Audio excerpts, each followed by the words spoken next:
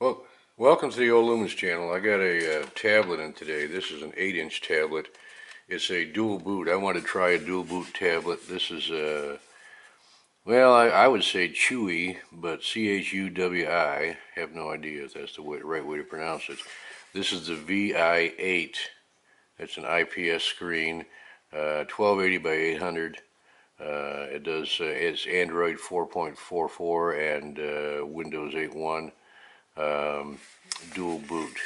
It comes in a nice box with a charger, plug-in, a USB cable, and a USB adapter from regular USB to micro USB. I'll tell you the specs on this tablet here.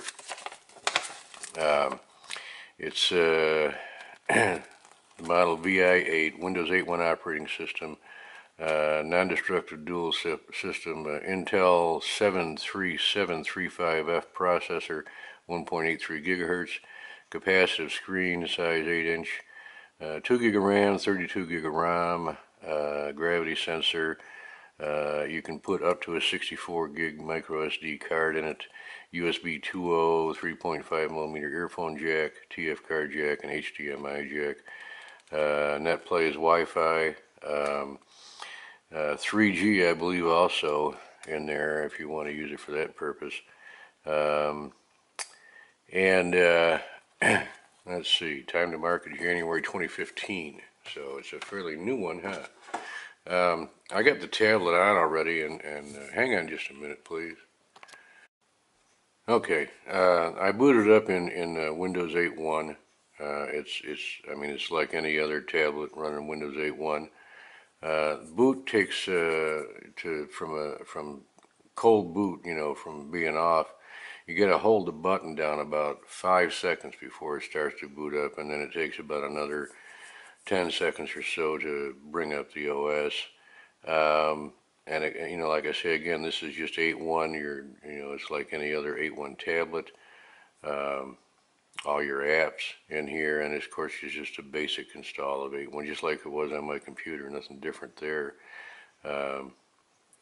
Windows accessories and so forth and so on, all the different icons. I usually run my tablet off the desktop, and I haven't done a lot of different mods, for it to, or gone in and changed stuff so it boots directly to the desktop and all that kind of thing. The first thing I noticed right away on this desktop was there was an icon right here in the taskbar, and I figured that must have been the OS switcher. Well, the first time I pressed it, I removed it from the taskbar. And everything's so tiny here. I mean, it's 8-inch screen, and everything is so small for me. It's really hard. So I had to go into File Manager, go to the program, and put a new link to the desktop here, and I got it up here. It's the dual OS switcher right there, and it just we'll tap that up and we'll click on, maybe we will, there we go. We'll click and change it to Android. So it'll go ahead and shut itself down, and it'll reboot into Android. You can see how long it takes this way, maybe. It's not a super fast computer. Well, it's not a super fast tablet. There's no comparison to a computer. So that's the one thing I don't like about tablets. I guess, it's sort of like going back to the old Windows 95 days. They're so slow. But, that's what you get. So now we're rebooting again. And we'll reboot into Android.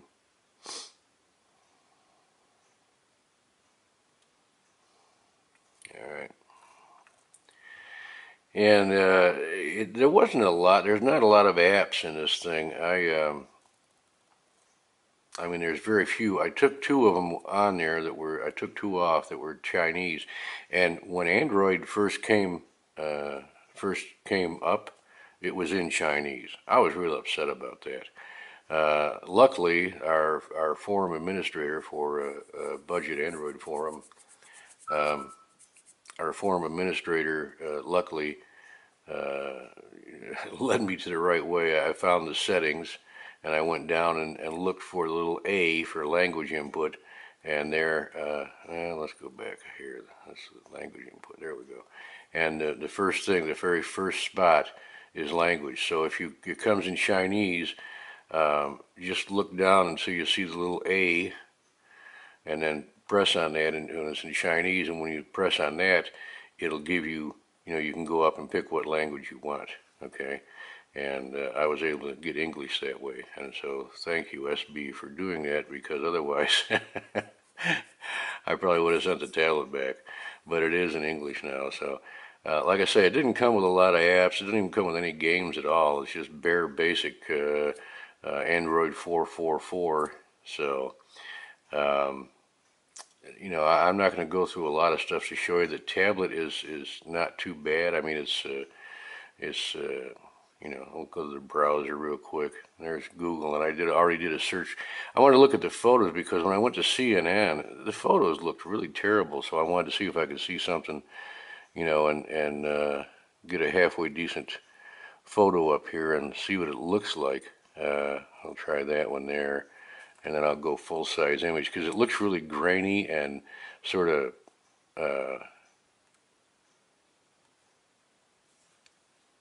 hang on a second here.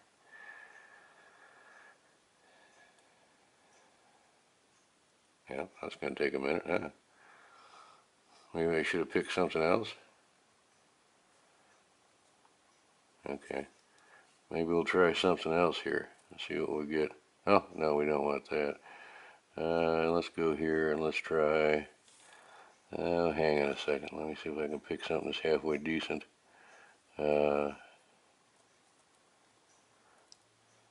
Everything is so small.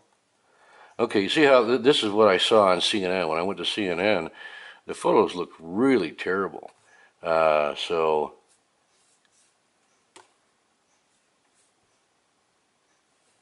I wonder if I can get it to full size here. I'm hoping I can. There's full size image. I don't want that.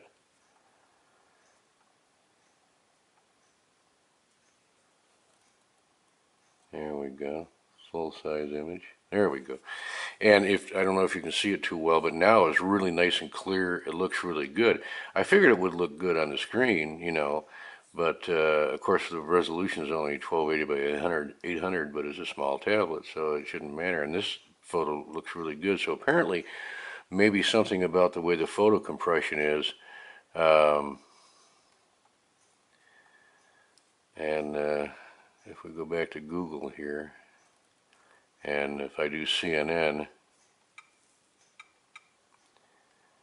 we'll go to CNN real quick and I'll show you what I'm talking about.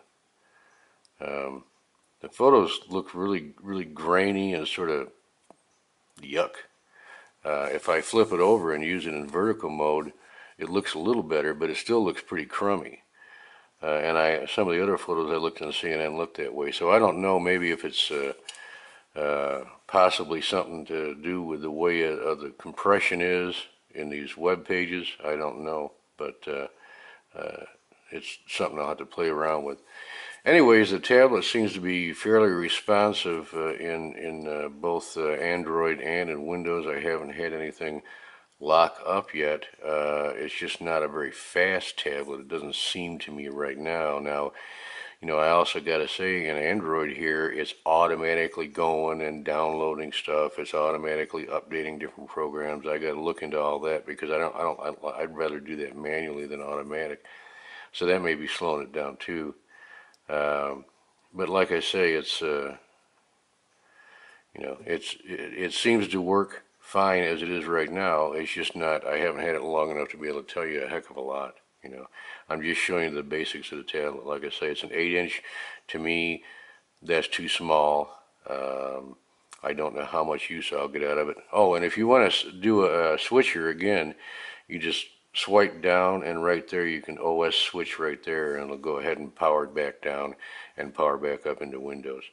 The reason I wanted a dual boot was, Android's fine for games and things like that, but I would rather use Windows because I have Windows 8.1 on my computer and I can tie the two of them together, and that way I can share files back and forth, photos and all that kind of thing. and put some add-ons into Windows where I have them already on my computer and some other programs where I can do stuff at work and at home, and I don't have to stop between the two. The only thing I don't have is when I'm at work, I don't have internet. So if if I change files or something like that, then I'll have to manually, switch them from one computer to the other when I get home, because I don't do the cloud thing. So, because everybody owns the cloud, and everybody can use your stuff, and that's been proven 1,000 times. Anyways, that's what you get. You get the tablet with a charger and USB cable to be able to plug it in to charge it, and a USB adapter, and you get a pamphlet, a little manual that doesn't tell you a heck of a lot of anything, and you get a little warranty card. Other than that, that's all you get for it. And it seems, like I say, it seems to work okay. It switches OS from Windows to Android fine and back again fine with no problem. The Windows is fully operational. I went ahead and registered, since I already had Windows 8.1, I registered it to my same account. I registered my Android to my same Google account, so it's all tied in together. Anyways, that's about all I got to tell you. I'm just rambling now, so thanks for watching.